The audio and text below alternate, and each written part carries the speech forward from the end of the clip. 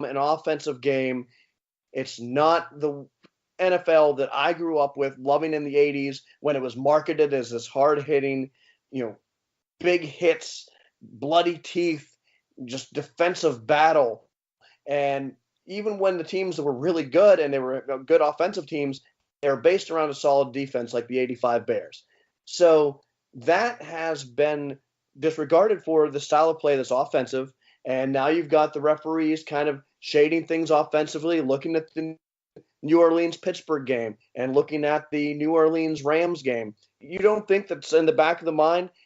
That's the referees thinking, well, they've given us this ultimatum. We've got to make sure they score points. So we're going to call it on the, in error. We're going to call it in favor of the offense. To me, that's going to be what's going to eventually kill the game, is that this shifting mentality of it's offense or nothing. Did you see the AAF last night? Yes, and I watched a little bit of it today. I just watched Christian Hackenberg play quarterback, and I wanted to gouge my eyeballs out. But my point is, I saw the game I saw last night. The guy, it was like a corner blitz or something like that. He blindsided the quarterback, knocked his helmet off, possibly knocked his head off. I'm not sure. And there was no penalty. And everybody's saying, it's like, oh my goodness, in the NFL, that guy would have been put in the electric chair. Right, exactly. Or you sneeze on Tom Brady and it's a 15-yard penalty. Oh my goodness. Oh, that Kansas City game. Shoulder. Roughing the shoulder. But that's what the league has become, is they're protecting their stars, and the stars are the quarterbacks, and they're protecting the money because that's what the league is interested in. It's not about the integrity of the game, it's about how much money can the owners make. Well, speaking of the integrity of the game, the whole thing with the officiating in the NFL is a joke. It's a joke that could easily be fixed, but why would they want to fix it? Because, I don't know. It's all money. It's all money. And it's interesting. I mean, I know Pip's one of the guys that thinks that there's a fix in, and I don't have any facts to say that there is or there isn't, but it's, for me, perception's reality, right? It's what the public perceives, and they're setting forward the perception that, yeah, we really want the New England Patriots to win, or we really want the Kansas City Chiefs to win because it's offense that draws the eyes. We really want Joe Hayden to be called for pass interference in that New Orleans game, right? When he barely touched the guys, right? And I felt so bad for him after that game because he was just emotional about it because he knew he didn't do anything wrong. No, he didn't. Exactly. That doesn't reward the defenders. That doesn't reward the players. It's punishing them. Yeah, that was a judgment call. But that San Diego game where the dude was insanely false, had a huge false start in that one Chargers touchdown that got them going, and that wasn't called. To me, that's just unacceptable. And, no, and it's these are, I'll quote Urinating Tree when he says, "We still call them San Diego. Screw you, Spanos." The NFL's in LA wants another LA franchise, even though it clearly can't support two. It's going to try to support one or the other. I don't know. The people of San Diego deserve to be angry at Spanos. Screw him. Period. Talking about that false start, this is where I think that, when it comes to officiating, they've changed so much about the game. They need to change the officiating, that if there is something like that, you can have a replay on that, and you can have them say, okay, wait a second, the refs missed that call, take it back. But right now, there isn't anything that says they can throw a flag on them missing a call. Jeff, I'm going to bring up one thing, though, real quick. Sorry, Joe. No problem. Bottlegate in Cleveland, clearly a missed call that they tried to step back on. Do you open yourself up to more of those kind of games? Wait, what? Bottlegate in Cleveland when they were playing the Jacksonville Jaguars, and the referees missed a pass that was clearly incomplete. It bounced off the turf, but the Browns played another down. And then all of a sudden, the referees called the game because the fans of Cleveland, justifiably so, were quite angry. Unjustifiably so, were throwing stuff at the refs, the players, and stuff on the field that was not, in my opinion, justified, but their anger was. do you open yourself up to more games like that where, a referee's called to say, hey, we missed this a play ago, or we missed this a play or two ago, we're going to make it up now. Do you not open yourself up to more criticism? Right. You still got to get it off. You still got to get the replay off before the next snap. If the next snap happens, but I think that resulted in a touchdown. So that's a scoring play that should have been reviewable. Go ahead, Joey. I forgot what I was going to say. But here also in the AAF they have a thing called, I think, like basically an overseer of things. So if there is some call that is massively blown, there's somebody looking at it and say, well, I'm reversing this right now. Yeah, that's what they need. That's one of the things that they need. But you're right, it opens it up to a whole can of worms there, because on every play you could call holding or some penalty. So is that, or are we going to review every play for every single little thing? I mean that could get ugly.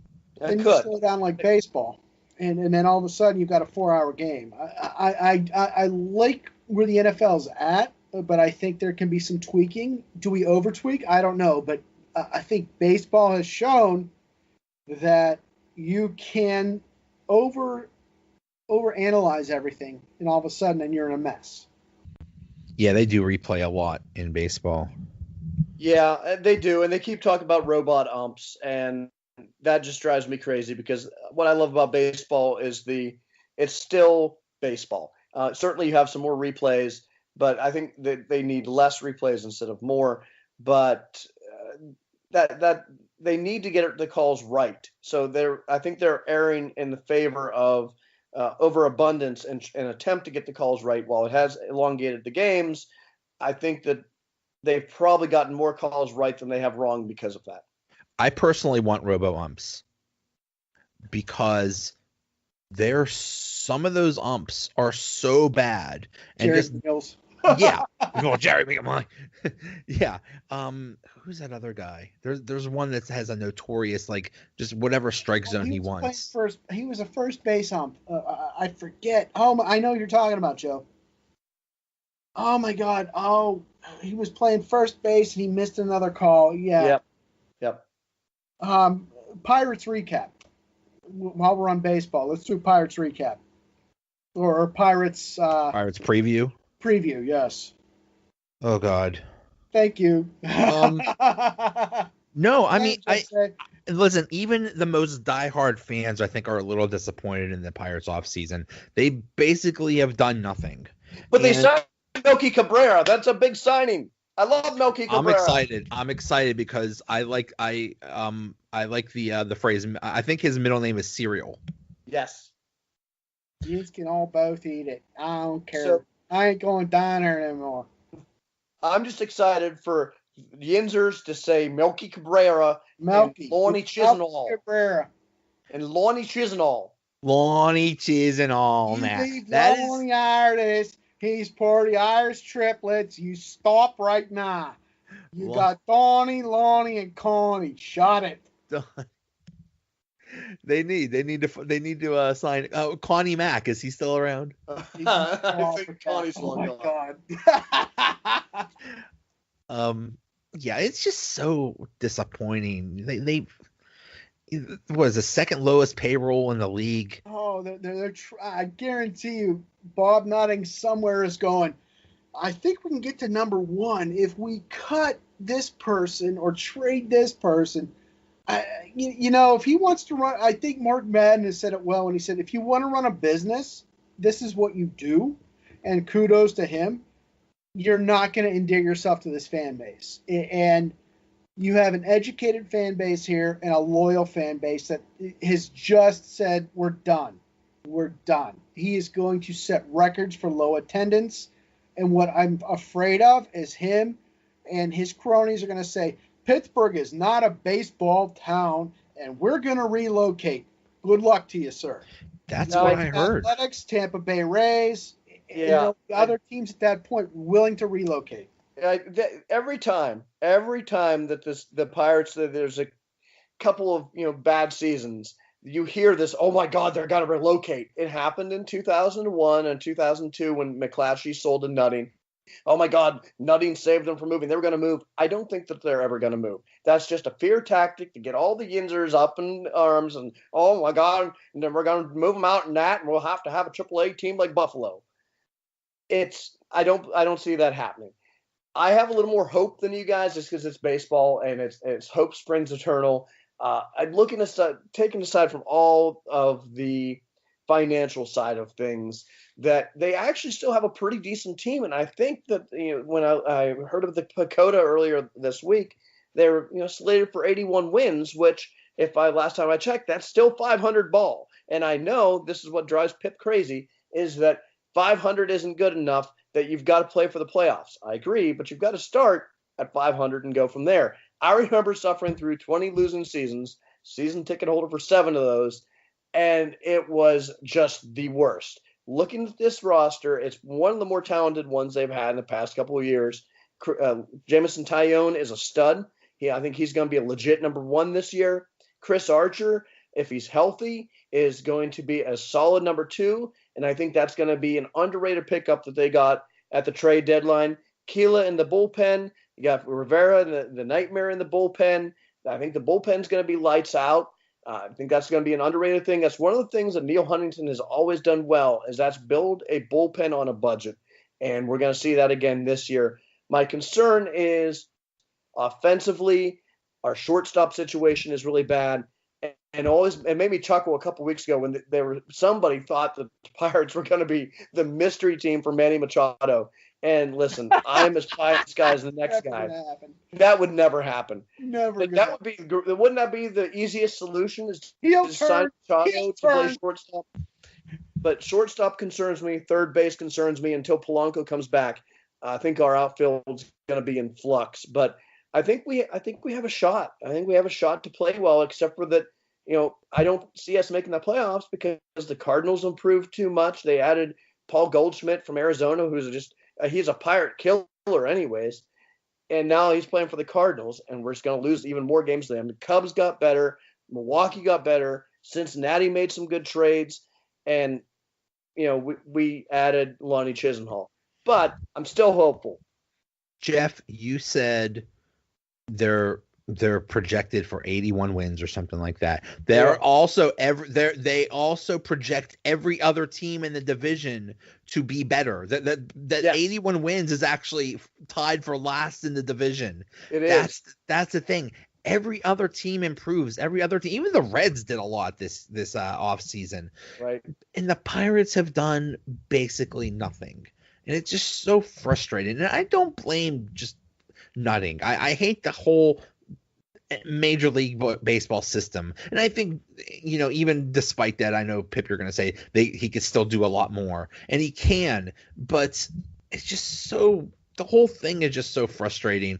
I was so angry last year, and now I've just made the conclusion, you know what? I like baseball. I've always liked the Pirates. I'm just going to hope for the best, but not expect a darn thing.